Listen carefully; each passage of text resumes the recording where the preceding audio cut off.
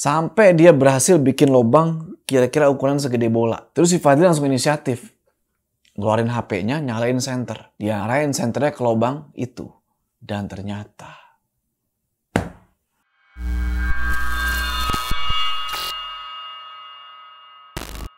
Assalamualaikum teman-teman, balik lagi sama gue Joe. Apa kabar kalian semua? Semoga kalian semua nonton video ini diberikan kesehatan, dilancarkan rezeki, dan selalu dimudahkan urusan dan selalu dilindungi dari segala mara bahaya di dunia ini. Welcome back to House Horror, dimana di segmen ini gue akan nyeritain kisah-kisah horor dari kalian yang mungkin aja nih kejadian sama gue. Pada kali ini ada sebuah cerita dari teman kita yang bernama Fadli dari Jawa Tengah. Jadi Fadli ini ceritanya lagi nyari kontrakan ya bro. Sebenarnya Doi udah tinggal di kontrakan, cuma kontrakan dia yang ini tuh mahal. Makanya dia pengen nyari kontrakan baru nih, ya.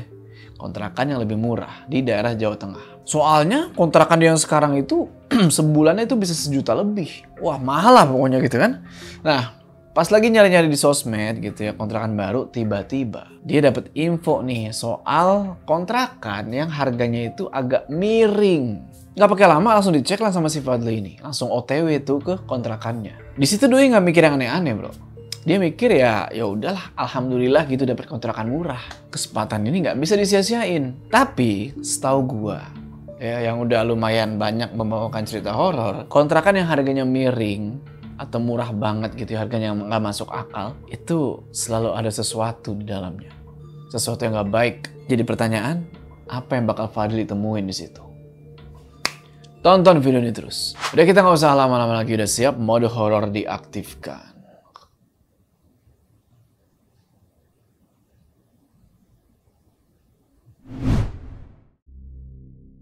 Pada akhirnya sampailah si Fadli ini di rumah kontrakan itu dan dia langsung ketemu nih sama yang punya setelah mereka janjian gitu kan. Sebut aja namanya Pak Handoko. Di situ Pak Handoko langsung mempersilahkan Fadli nih buat ngecek ke bagian dalam kontrakan itu. Masuklah si Fadli itu kan, dicekin tuh satu persatu, dia mulai keliling tuh. Bisa dibilang fasilitas kontrakan itu lumayan lengkap. Ada kasurnya, ada kasur, mau tidur di mana?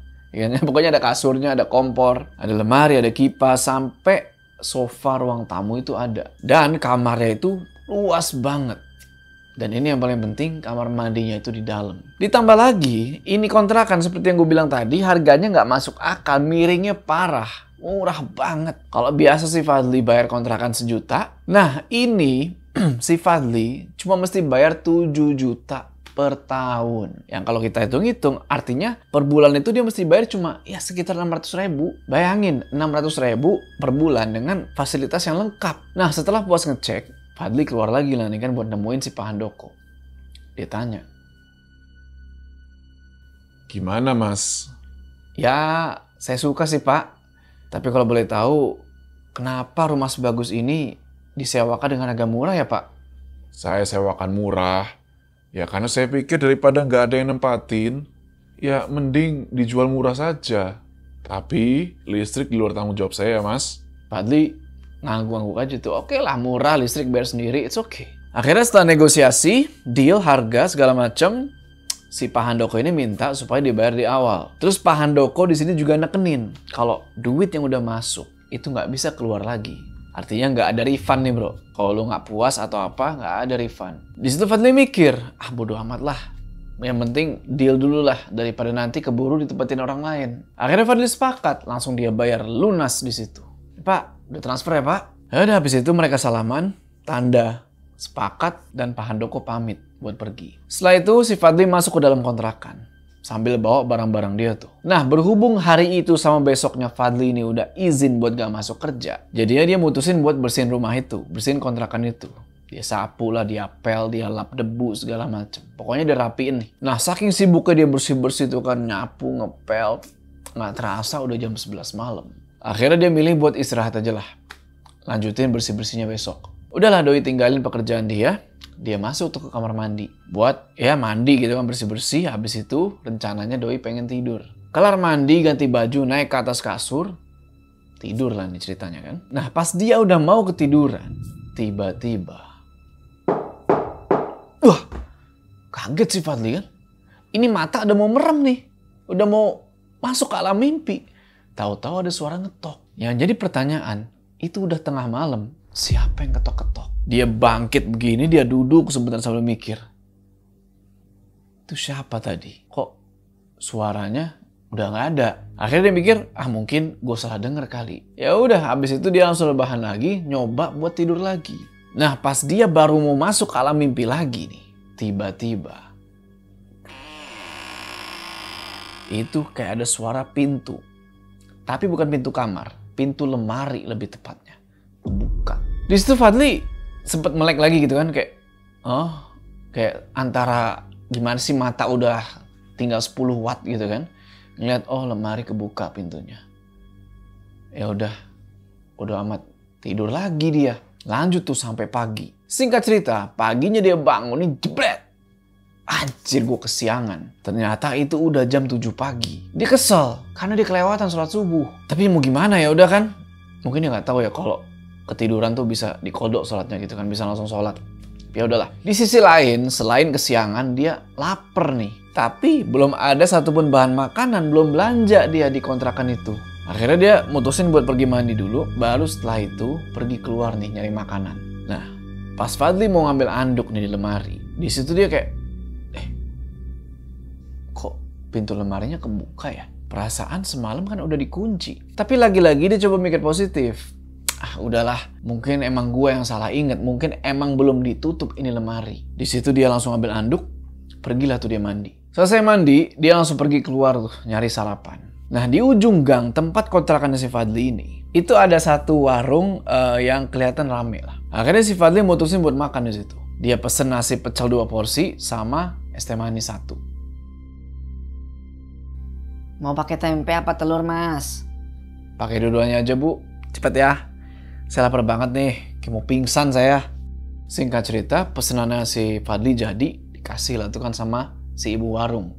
Namanya Bu Leha. Nah, Bu Leha ini kelihatannya agak kepo, bro. Ngeliat, kok ada pelanggan baru nih mampir ke warungnya dia. Akhirnya Fadli cerita lah kalau dia baru aja nyewa rumah di sekitaran situ. Dan di sini yang aneh adalah Bu Leha heran. Karena setahu dia, semua rumah kontrakan yang ada di situ, di sekitar situ, itu udah disewa semua. Memangnya Mas kontrak di mana? Saya ngontrak di rumah Pak Handoko, Bu. Ya lumayan di sana, murah. Selisih harganya jauh sama yang lain. Bang, nggak apa-apa, Bang? Ya, nggak apa-apa. Ada kejadian aneh nggak? Sebenarnya, rumah yang kamu kontrak itu...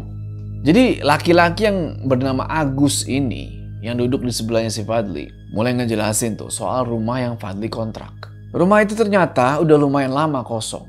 Ya kurang lebih sekitar 4 tahunan. Kata Bu Leha sama Agus, dulu itu penghuni kontrakan rumah itu nggak ada yang betah. Nggak pernah tinggal lama. Pak Handoko sendiri aja pindah dari rumah itu dan milih buat beli rumah baru dan tinggal di sana. Yang emang lokasinya masih deket sih. Nah, si Fadli masih nggak paham sama arah omongan itu. Cuma dia aja tuh kan dengerin.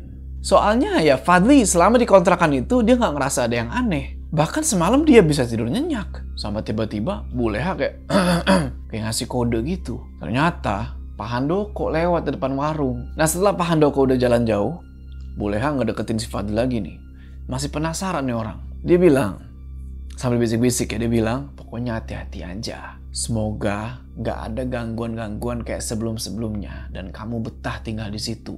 Nah si Fadli dibisikin wejangan kayak gitu cuma kayak, apa sih gitu kan. Karena bener jujur, kemarin itu dia bener-bener nggak ngerasain ada yang aneh. Selesai makan, Fadli langsung balik tuh ke kontrakan. Sampai di rumah itu, dia langsung ngobongin sahabatnya dia tuh, namanya Gilang. Karena hari itu si Gilang libur nih. Oh Gilang, gua udah dapet kontrakan baru. Wih, udah dapet kontrakan baru nih? Daerah mana? Ya nggak jauh dari gudang camilan. Kira-kira ya sekitar 2,5 kilo lah dari kosan lama. Lu sini dong, gue Sherlock ya. Oke, gue ganti baju dulu.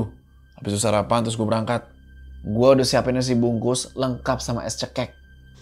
Wah siap, OTW. Habis teleponan sama si Gilang, Fadli langsung pergi ke dapur buat bikin kopi. Dia rebus air tuh kan cetak, nunggu mendidih. Nah, di sini sebenarnya Pas lagi nungguin air mendidih itu, si Fadli ini kepikiran sama omongannya Buleha dan Agus. Emangnya ada apa sih sama rumah ini? Singkat cerita, kurang lebih sekitar 10 menitan kedengeran tuh suara motor nyampe di depan kontrakan. Si Fadli berdiri terus ngecek nih lewat jendela kan, siapa sih tuh? Oh, ternyata itu si Gilang udah nyampe. Langsung aja si Fadli bukain pintu, nyuruh si Gilang buat masuk. Lang, ayo masuk.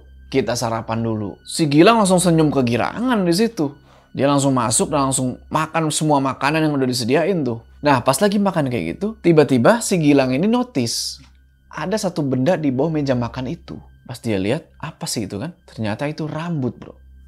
Wah, sontak dia teriak tuh ke Fadli. Widih, Fadli. Cewek mana yang lu bawa nginep di sini semalam? Edan. Lu ngeledek gue mulu. Gue serius nanya. Ini rambut siapa?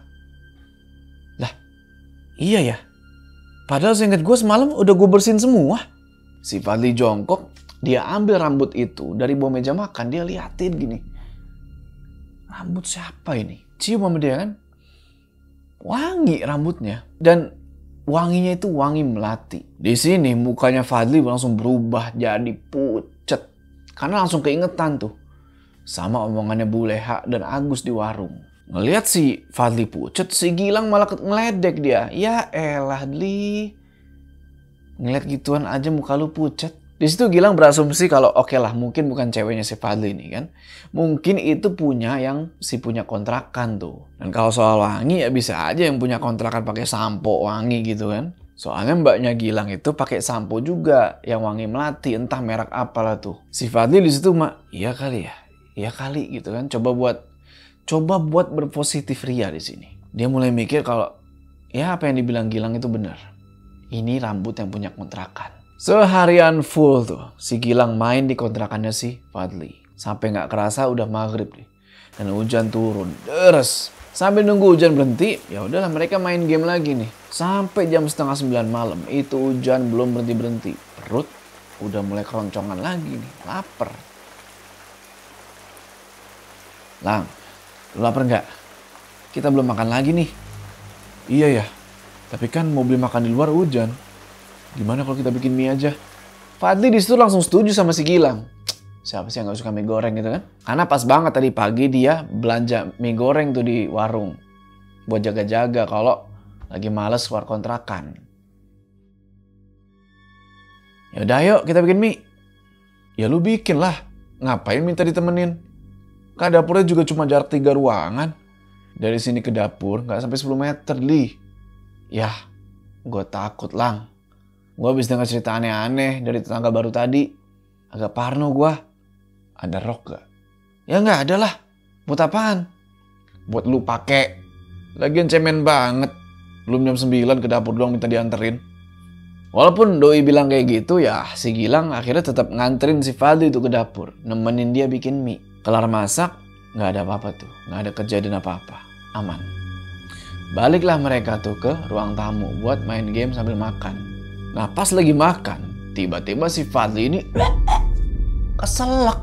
Si Gilang sigap lah. Dia langsung pergi tuh ke dapur buat ngambilin air putih. Tapi pas sampai di dapur, si Gilang ini malah cingak-celinguk. Karena dia nggak tahu nih si Fadli naruh gelas-gelasnya tuh di mana. Akhirnya dia teriak lah kan, "Woi, ini gelas tuh taruh mana?" Kagak dijawab apa-apa tuh sama si Fadli. Sampai tiba-tiba gelas, bro. Kayak ada yang nyodorin gelas. Nih, digeser kayak nih gelas nih, set. Di situ Gilang langsung dia ngeliat ke samping gitu kan. Itu nggak ada siapa-siapa. Nah si Gilang berdiri itu nggak jauh dari lemari kaca yang ada di dapur itu. Dan dia lihat ke arah lemari kaca itu. Dan di situ ternyata Gilang nggak sendirian. Ada sosok lain. Perempuan pakai gaun putih selutut, rambutnya panjang. Wah si Gilang langsung nge-freeze. Kakinya udah gemeteran tuh. Karena sosok itu kayak ngedeket ke arah Gilang. Nah pas lagi kayak gitu si Fadli teriak-teriak, "Woi, gue keselak nih. Mana airnya gak datang-datang?" Akhirnya si Fadli nyamperin si Gilang tuh ke dapur. Dia ambil gelas sendiri, dia tuangin air putih, dia minum tuh. Nah abis minum gitu dia heran nih. ngeliat si Gilang kok cuma diem aja. Masih di posisi yang sama ngeliatin ke arah lemari kaca itu. Akhirnya ditanya lah sama Fadli kan, "Woi, lu kenapa?" Si Gilang baru tuh, kayak kaget gitu dia.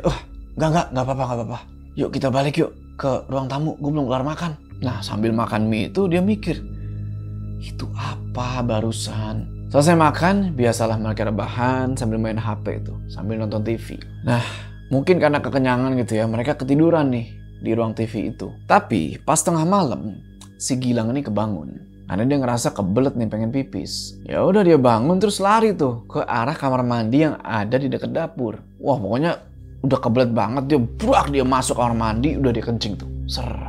Nah belum selesai dia buang air kecil, tiba-tiba Gilang ngedenger pintu depan kontrakan itu ada yang ngetok kenceng banget. Dia coba tungguin lagi nih, ada yang ngetok lagi nggak nih? Ya kan tungguin sama dia tuh.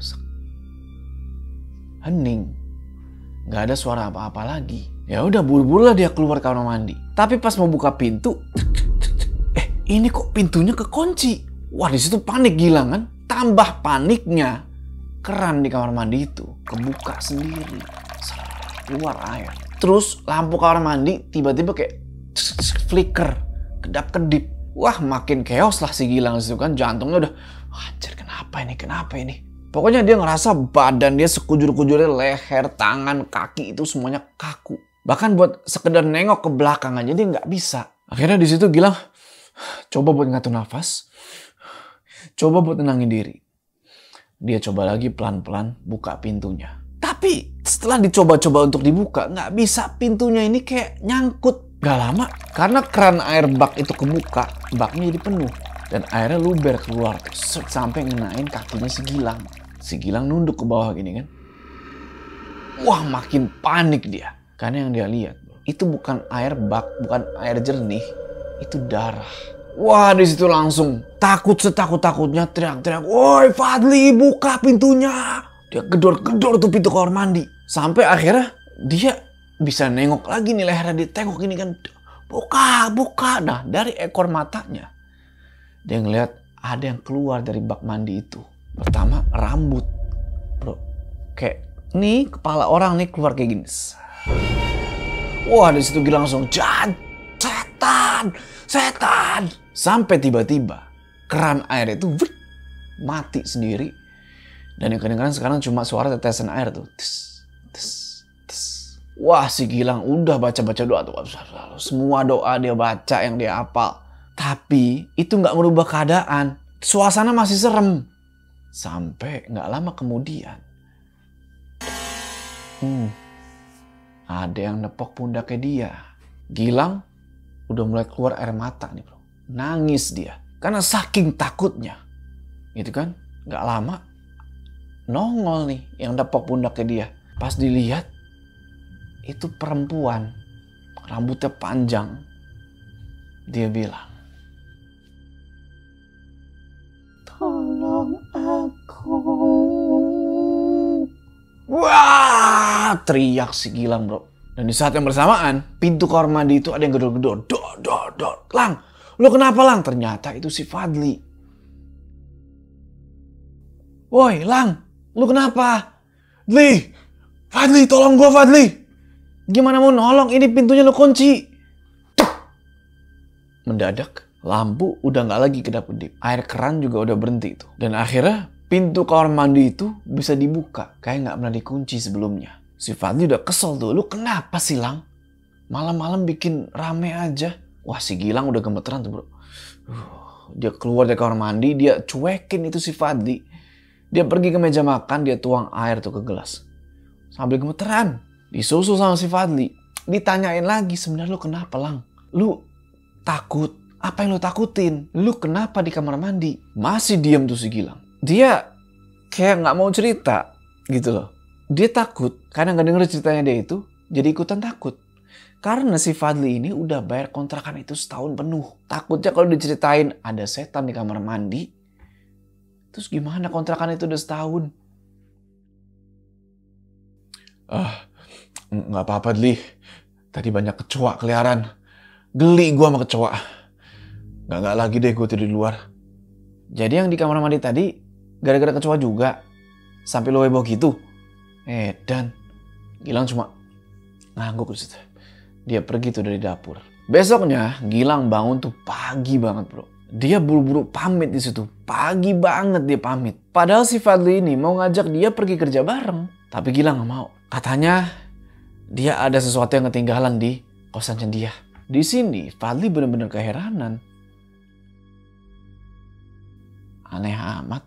Kemarin kayak betah banget. Sekarang kok malah ngebet pulang. Padahal kerja juga masih 3 jam lagi. Ngapain dia pulang subuh-subuh? Masih gelap padahal. Setelah si Gilang pergi, Fadli tutup lagi tuh pintu kontrakannya. Dia masih ngantuk tuh kan dan mau lanjut tidur lagi nih. Secara masih pagi banget nih. Tapi pas dia sampai di kamar, di situ dia ngeliat ada jejak kaki. Fadli ikutin jejak kaki itu. Dan jejak kaki itu ngebawa dia sampai berhenti di depan lemari kamarnya. Mikir si Fadli kan, ini jejak kaki siapa? Paling si nih kakinya kotor gitu kan. Akhirnya si Fadli nggak jadi tidur lagi tuh. Dia jadinya malah bersih-bersih lagi tuh sampai waktu kerja dia tiba. Singkat cerita, di pabrik sepatu tempat dia kerja. Dari kejauhan, Fadli ini ngelihat Pak Handoko lagi berdiri di depan pos jaga. Dan dia kelihatannya nih orang akrab gitu sama pihak keamanan. Fadli samperin tuh, disapa tuh si Pak Handoko. Habis ngobrol-ngobrol dikit, pulang lah nih, pamit si Pak Handoko. Ternyata kenapa dia bisa ada di situ? Dia kebetulan lewat. Jadi dia mutusin buat mampir dan ngobrol sama teman lamanya, si Satpam. Namanya Pak Udin. Sampean kenal Pak Handoko tuh Mas Fadli? Oh, iya Pak. Saya ngontrak di rumahnya Pak Handoko. Baru banget pindahan kemarin. Oh iya, Pak Udin sendiri kok kenal sama Pak Handoko? Ya jelas kenal toh Mas. Pak Handoko itu dulu sempat kerja di sini. Dia itu udah senior loh di sini Mas. Jabatannya waktu itu juga tinggi. Dia mantan manajer di sini. Oh ya? Baru dengar saya. Terus kenapa Pak Handoko malah berhenti? Jabatannya kan bagus. Gajinya pasti nggak kaleng-kaleng ya kan Pak? Nggak kayak kita-kita ini pastinya.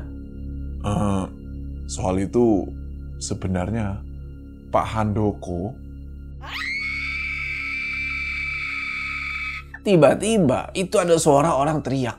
Ngebuat obrolan Fadli sama Pak Udin ini jadi buyar. Dari suara teriakan itu kedengarannya ada yang gawat nih kan. Pak Udin sebagai keamanan langsung buru-buru tuh pergi ke sumber suara. Dari kejauhan Pak Udin ngeliat tuh udah ada banyak tuh karyawan-karyawati pada berkerumun. Tapi apa nih yang lagi mereka kerumunin? Ternyata mereka itu lagi mengerumuni seorang cewek yang gak sadarin diri. Terus kepalanya si cewek ini berdarah. Menurut kesaksian orang yang lihat, katanya cewek ini baru aja lompat dari lantai 2. Katanya si perempuan ini sempat pusing gitu, ngeluh pusing. Terus tiba-tiba dia keluar dan lari. Lompatlah ke lantai 2. Nggak selesai sampai di situ, tiba-tiba di antara kerumunan itu ada satu perempuan bertingkah aneh. Dan ternyata dia kesurupan. Dia tiba-tiba teriak, berontak-berontak. Selang beberapa menit kemudian, dari satu orang kesurupan itu, nambah lagi satu. Wah, itu jadi kesurupan massal. Karena kejadian pagi itu, pabrik jadi nggak bisa beroperasi kayak biasanya. Beberapa orang yang ada di situ coba buat ngebantuin atau ngobatin orang-orang yang lagi pada kesurupan itu.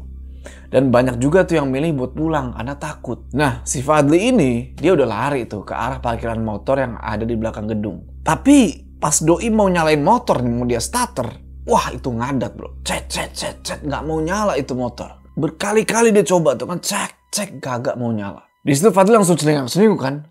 Coba cari orang yang bisa diminta tolong. Tapi pas lagi celingak-celinguk gitu, pandangan dia malah tertuju sama satu gudang kosong. Gudang yang biasa dipakai buat nyimpen-nyimpen tempat peralatan kebersihan gitulah. Kenapa dia tiba-tiba tertuju ke gudang itu?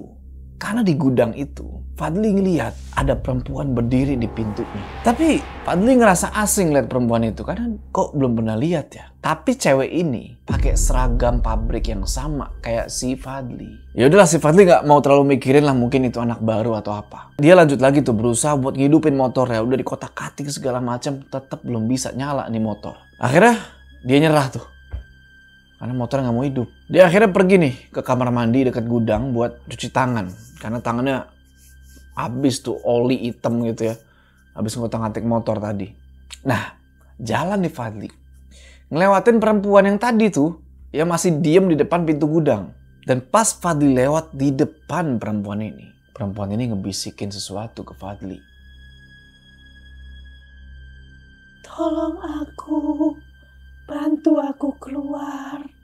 Ngedenger itu sontak Fadli langsung kayak, Di sini yang aneh, si perempuannya udah nggak ada. Wah, di situ dia langsung merinding tuh. Langsung buru-buru tuh dia masuk kamar mandi. Lagi cuci tangan dia mikir aja tuh kan, masa iya sih perempuan itu setan? Tapi masa iya sih setan kok secantik itu? Pikir dia waktu itu. Selesai cuci tangan, Fadli balik lagi lah nih ke motornya. Coba lagi tuh starter motornya kan, cek. Kali ini motornya nyala. Langsung lah dia tuh balik ke kontrakan. Tapi sebelum sampai kontrakan, Fadli ini mutusin buat berhenti dulu di warungnya Bu Leha. Kali ini bukan buat beli nasi pecel atau apa. Tapi dia ini cuma mau ngopi aja, sekalian ngobrol-ngobrol sama Bu Leha. Dan waktu itu seperti biasa, warungnya Bu Leha ini lagi rame. Nah, Bu Leha yang ngeliat Fadli pakai baju kerja pabrik kayak gitu, penasaran dia. Karena perasaan beberapa jam yang lalu si Fadli ini baru lewat depan warung pengen kerja gitu kan. Kok ini udah pulang lagi gitu. Dan malah nongkrong tuh di warungnya Bu Leha. Ditanyalah sama Bu Leha, kok pulang cepet mas? Tumben. Dijelasin lah sama si Fadli, kalau di pabrik tempat dia kerja itu ada insiden. Ada kesurupan massal. Sampai ya mau gak mau, karena keadaan gak kondusif, semua karyawan dipulangin. Nah, di sebelahnya Fadli, itu ada cowok. Ngedenger omongannya Fadli barusan. Penasaran lah dia. Ditanya, emang masnya kerja di pabrik mana? Dijelasin, oh saya kerja di pabrik pabrik ini. Oh, tempat kerjanya Pak Handoko dulu ya. Tempat kerja mendiang adik lu juga kan, Don? Berapa kali gue harus bilang, adik gue gak meninggal. Dia cuma hilang dan belum ketemu. Sorry Don. Gue gak bermaksud buat... Si cowok yang marah-marah itu namanya Doni, langsung ngambil duit di kantongnya, ditaruh. Nih Bu, makasih. Cabut dia dari situ. Si Fadli bingung kan kenapa itu. Kok marah-marah gitu loh. Akhirnya si Fadli nanya lah ke si mas-mas yang itu tuh, yang diomelin tadi. Kenapa orang itu bang? Kok marah-marah gitu? Salah gue juga sih. Harusnya gue gak bahas-bahas soal adiknya Doni yang hilang. Dia sampai jauh-jauh datang kota ini buat cari adiknya. Tapi sampai sekarang gak ketemu. Jadi adiknya si abang tadi hilang? Kawin lari kali bang? Gak gitu. Panjang ceritanya. Setelah si Fadli basa-basi sekalian kenalan sama si cowok yang ternyata namanya Jeffrey ini, dia pulang lah nih balik ke kontrakan. Sampai di kontrakan, dia langsung masuk kamar, rebahan. Tapi tiba-tiba gelas yang ditaruh di meja di samping kasur itu tahu-tahu kesenggol, jatuh, pecah. Mau nggak mau kerjaan lagi kan, kayak gini kan. Fadli mesti bersihin belingnya. Ya udahlah, sabar gitu kan, dia mulai tuh bersihin pecahan-pecahan belingnya. Pas lagi bersihin gitu nih, kayaknya ada yang kurang nih pecahannya kan. Dia coba cek kolong, siapa tahu pecahannya nyebar ke situ. Nah pas dia ngeliat ke kolong, dia nemuin satu pecahan beling lainnya dan satu benda lain juga. Ada satu lembar foto, cewek sama cowok. Fotonya sih udah kelihatan buram ya, tapi kalau dilihat-lihat, ini fotonya. Si muka cowok itu kayaknya mirip sama seseorang. Dia terus liatin nih foto kan, liatin. Mirip siapa ya? Pak Handoko. Emang di foto itu Pak Handoko kelihatan kurus, masih kurus dia tuh. Tapi Fadli yakin kalau ini Pak Handoko. Terus kalau mukanya si cewek, jujur aja Fadli itu kayak pernah lihat juga. Gak asing gitu loh, tapi siapa? Dan di mana liatnya? Akhirnya dia duduk sebentar tuh, coba dia inget-inget kan. Mikir terus, siapa ya cewek itu? Mikir. Inget dia. Kalian inget gak? Yang si Fadli mau starter motor gak bisa-bisa.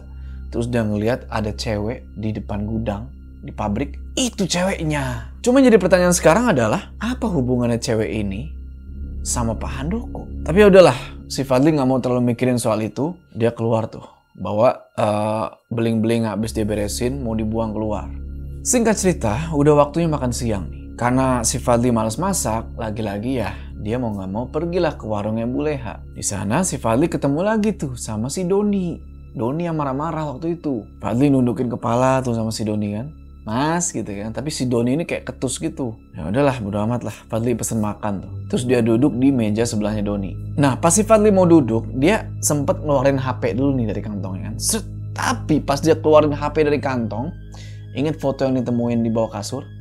Itu ikut keluar, jatuh ke lantai. Dan jatuhnya itu di deket kakinya si Doni. Doni ngeliat dong, karena jatuh tepat di dekat kakinya, dilihat, diambil sama dia itu foto. Niatnya mau ya diambilin gitu kan, mau dikasih ke si Fadli gitu kan. Tapi pas dia lihat itu foto, mukanya si Doni ini langsung merah bro. Matanya itu langsung berkaca-kaca, kayak mau nangis. Ditanya ke si Fadli ini kan, lu dari mana dapet foto ini? Fadli ditanya kayak gitu juga bisa diem. Nah Doni di sini malah ngebentak bro.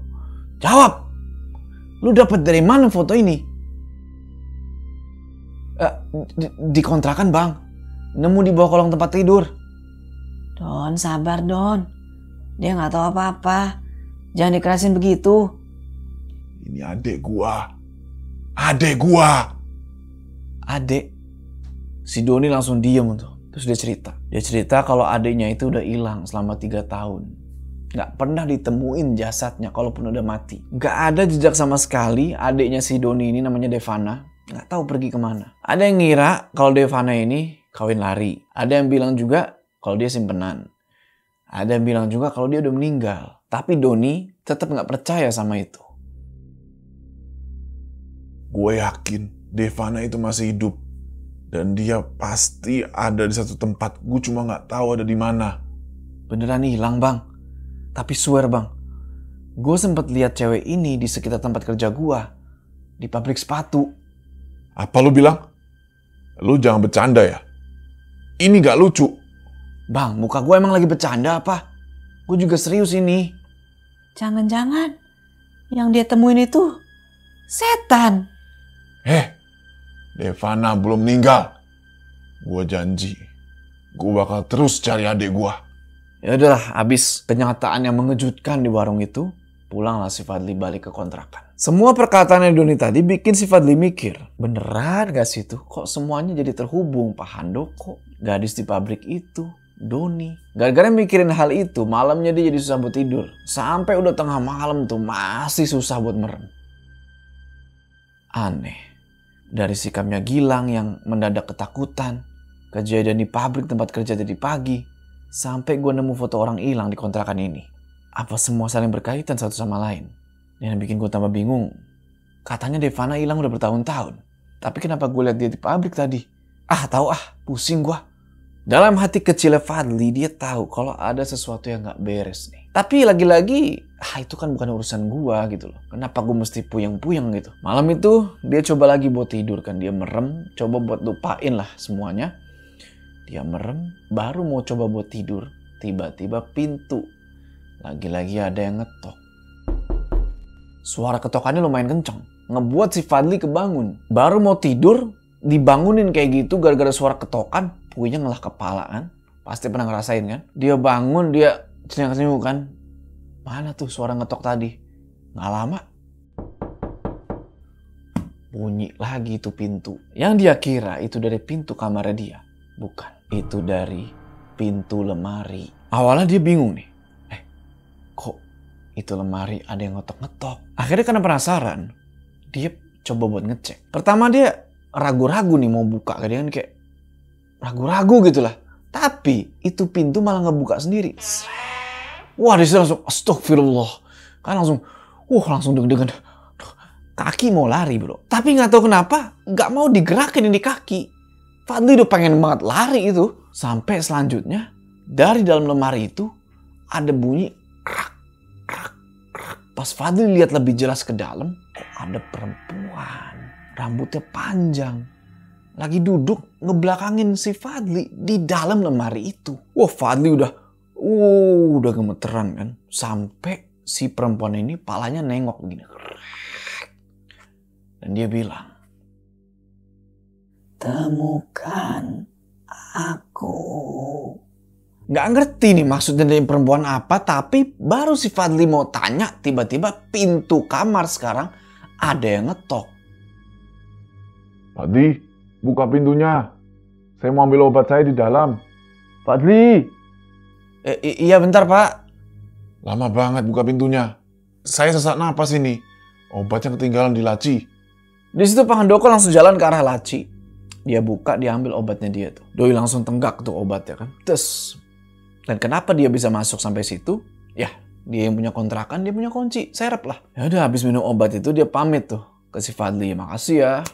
Saya tuh punya penyakit sesak napas katanya. Stok di rumah habis. Terus dia keinget, oh ada stok di kontrakan itu. Makanya dia ke situ ngambil. Fadli cuma, oh iya Pak, iya gitu kan. Ya udah. Pamitlah si Pak Handoko ini kan jalan keluar. Nah, sampai di teras rumah, tiba-tiba dia berhenti, nengok begini. Terus dia bilang ke Fadli, apapun yang terlihat, jangan mudah dipercaya. Apapun yang kamu nggak tahu, nggak usah dicari tahu. Jangan terlibat, atau kamu akan jadi bagian dari rahasia selanjutnya.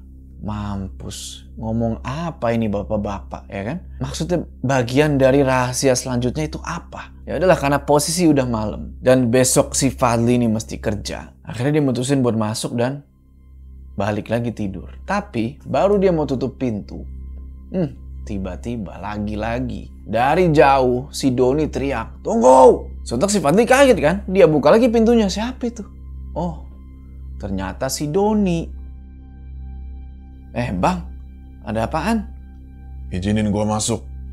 Ada sesuatu yang harus gue periksa di rumah kontrakan lu. Besok aja lah bang. Gue mau istirahat, udah tengah malam. Tapi Doni kekeh, bersikeras dia di sini. Karena dia datang ini sambil bawa parang, bro. Ngeliat itu ya Fadli agak, oh shit man. Ya udahlah, akhirnya dengan terpaksa diizinin lah si Doni ini buat masuk ke dalam kontrakan. Fadli ikutin tuh si Doni dari belakang. Dia bingung nih, kenapa si Doni ini datang sambil bawa parang segala. Doni nggak pakai babi bu, langsung jalan tuh ke arah kamarnya si Fadli. Dan Doni juga nyuruh si Fadli buat bantu geser lemari. Nggak pakai banyak nanya, si Fadli oke lah, dibantuin tuh geser lemari. Doni sama Fadli geser lemari tuh, seret. Dan nggak lama setelah itu, anehnya si Doni ini nangis bro. Dia kayak nangis. Makin bingung lah si Fadli nih, orang kenapa lagi kok nangis. Ditanya, "Bang, sebenarnya ada apa sih?" Barusan gue mimpi adik gue ada di balik lemari ini. Bantu gue buktiin. Tolong bantuin gue. Kali ini aja. Oke bang, tapi kalau Pak Handoko minta ganti rugi atas kerusakan yang ada, tolong tanggung jawab ya bang. Doni langsung ngiyain di situ. Lanjut mereka geser lemari itu sampai ke pojok ruangan. Udah lemari selesai digeser, kelihatanlah tembok yang ditutupin sama lemari itu. Warna sama tekstur temboknya beda. Kelihatan agak lembab juga ya, mungkin karena ditutup lemari gitu kan. Jadi nyetak tuh, set bentuknya kotak gitu. Fadli tanya, "Mana bang?" gitu kan. Di sini Doni nggak jawab apa-apa bro. Pakai parang yang dia bawa, dia hantem itu tembok. Dak, dak, dak. Wah, si Fadli udah keringetan aja tuh. Aduh anjir, dirusak nih bener. Tapi Doni terus getokin tuh parangnya. Dak, dak, sampai tembok itu retak. Sampai retak, sampai berlobang itu tembok. Dilebarin lagi tuh lobang sama si Doni pakai parang. Krak, krak, krak. Sampai dia berhasil bikin lobang kira-kira ukuran segede bola. Terus si Fadli langsung inisiatif. Ngeluarin HP-nya, nyalain senter. Dia arahin senternya ke lobang itu. Dan ternyata Fadli ngeliat kayak ada tengkorak manusia bro di dalam tembok itu. Langsung astagfirullah. Si Doni pun langsung lemes juga di situ. Parangnya sampai jatuh, langsung brak, jatuh ke lantai dia. "Dek, ini beneran kamu?" Nangis tuh dia, nunduk nangis. Terus lama tuh, ada kali beberapa menit dia nangis. Habis itu si Doni nyuruh si Fadli hubungi polisi. Cepet. Fadli ngiyain aja di situ kan. Dia pergi ke ruang tengah, mau nelpon nih. Tapi tiba-tiba ada yang mukul dia dari belakang. Gak denger si Fadli teriak, karena habis dipukul gitu kan. Ngebuat si Doni jadi penasaran, kenapa itu anak. Akhirnya dia keluar, tapi si Doni digebuk juga dari belakang. Dan ternyata, ya Pak Handoko yang udah mukul mereka berdua. Abis Fadli sama Doni dibikin pingsan, Pak Handoko langsung ikat mereka berdua tuh di kursi. Dan mulut mereka disumpel pakai kain tuh, supaya mereka gak bisa teriak. Singkat cerita, kurang lebih sekitar 40 menitan, akhirnya mereka sadar. Doni langsung ngeliat tuh ke arah Pak Handoko. Wah, matanya langsung kayak kayak mau bunuh orang, Pak. Tapi di sini Pak Handoko dengan santai dia bilang, Fadli, lancang. Siapa yang bilang kamu boleh bongkar rahasia saya? Sekarang, sepertinya kamu bakal jadi bagian dari rahasia selanjutnya.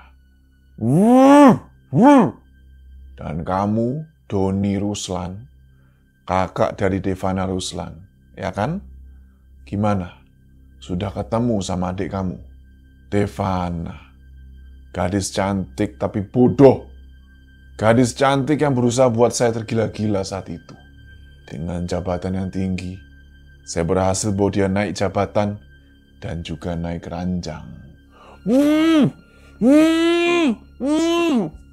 Sayangnya, dia hamil anak saya. Saya tidak bisa nikahin dia, karena saya cuma mau main-main dan menikmati kecantikan dia sampai puas. Saya sudah punya istri dan anak di kota sebelah, tapi dia berbuat hal yang bodoh. Dia mengancam saya, mau melaporkan saya ke polisi kalau saya tidak tanggung jawab. Habis itu Pak Handoko cerita tuh bro, gimana dia ini sampai bisa menghilangkan nyawanya Devana. Cerita tuh dia panjang lebar. Mulai dari dia ngajak Devana pulang bareng, terus ngajak ke rumah yang sekarang dikontrakin ke si Fadli itu. Pak Handoko juga janjiin bakal nikahin Devana, walaupun itu janji bullshit gitu kan. Setelah itu barulah Pak Handoko ini si Devana. Terus jasadnya diumpetin di tembok di belakang lemari itu. Belum selesai ngejelasin semuanya, tiba-tiba polisi datang malam itu. Yang aneh, tadi kan si Fadli belum sempet nelpon polisi. Gimana caranya nih polisi datang? Mereka bilang kalau tadi ternyata si Fadli ini sempet kepencet tuh tombol nelponnya dan udah tersambung ke polisi. Dan bodohnya Pak Handoko, itu HP dibiarin aja. Dia nggak tahu tuh kalau ternyata Fadli udah sempet nelpon. Ya udah akhirnya polisi diam dulu tuh. Dia coba denger situasi lewat HP yang jatuh di lantai itu. Ternyata kan ada suara gemuruh kan, buah. Baru dari situlah polisi langsung ngelacak HP-nya si Fadli ini. Makanya mereka bisa sampai ke situ. Di situ polisi langsung ngeborgol tangannya Pak Handoko. Terus mereka juga ngeluarin kerangka yang ada di dalam tembok di belakang lemari tua itu. Yang diduga kerangkanya Devana Ruslan, adiknya si Doni. Setelah kejadian malam itu, akhirnya si Pak Handoko ini dihukum lumayan berat tuh bro. Lumayan lama tuh di penjara, sekitar puluhan tahun lah pokoknya. Dan setelah diselidikin, ternyata korbannya Pak Handoko ini gak cuma Devana. Korban-korban lain selamat.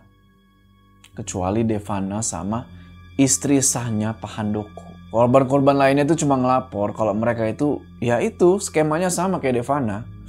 Digauli, bahkan ada yang sampai hamil, terus diancam. Setelah jasad Devana ditemuin, Doni mutusin buat ngubur adiknya itu di dekat makam keluarga. Habis itu dia milih buat pergi dari situ dan tinggal di desa tempat lahirnya Devana. Nah kalau si Fadli, dia mutusin buat resign dari pabrik itu dan milih buat cari kerja di kota lain. Dan sekarang masih di salah satu kota di Pulau Jawa, si Fadli udah bisa kerja dan hidup dengan tenang untuk saat ini. Oke teman-teman, itulah tadi ceritanya. Tulis pendapat kalian di kolom komentar. Oke, sebelum kita berpisah, jangan lupa kalian like video ini dan bagi yang belum subscribe, ayo subscribe ke channel ini supaya kalian gak ketinggalan cerita-cerita horor selanjutnya dari gua Joe. Sampai ketemu di cerita selanjutnya.